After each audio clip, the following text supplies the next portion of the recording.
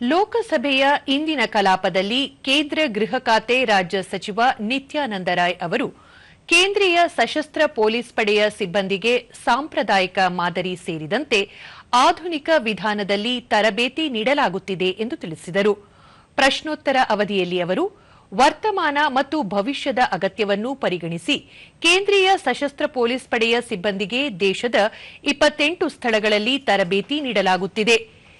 ಪರಿಣಾಮವಾಗಿ ನಕ್ಸಲ್ ವಾದವನ್ನು ದೇಶದಿಂದ ಬಹುತೇಕ ನಿರ್ಮೂಲನೆ ಮಾಡಲಾಗಿದೆ.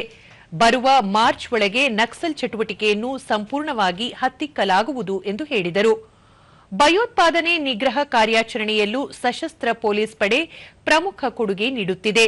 ಈಶಾನ್ಯ ರಾಜ್ಯಗಳಲ್ಲಿ ಶಾಂತಿ ಸ್ಥಾಪನೆಯಲ್ಲಿ ಮಹತ್ವದ ಪಾತ್ರ ವಹಿಸಿದೆ.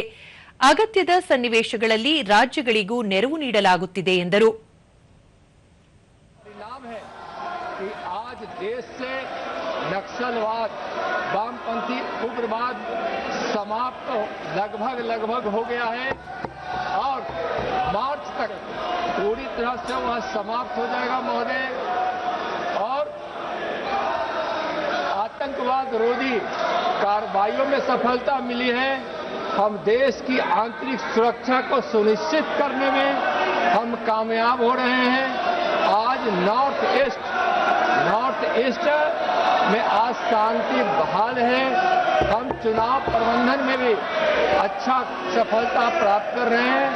जब जरूरत होती है तो हम राज्यों को भी सहयोग करते हैं। धन्यवाद। बेल में आकर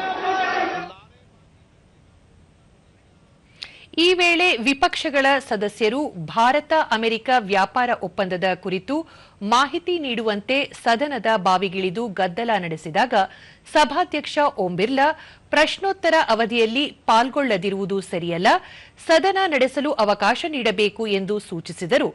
ಗದ್ದಲ ಮುಂದುವರೆದ ಪರಿಣಾಮವಾಗಿ ಸದನವನ್ನು ಕೆಲಕಾಲ ಮುಂದೂಡಿದರು.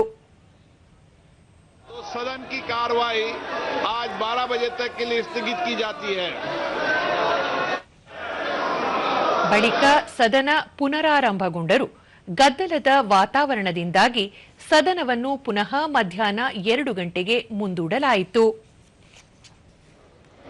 फिर बोलिए, आप एग्जिबिट नीचे करिए, फिर बोलिए. नहीं, ऐसे नहीं चलेगा.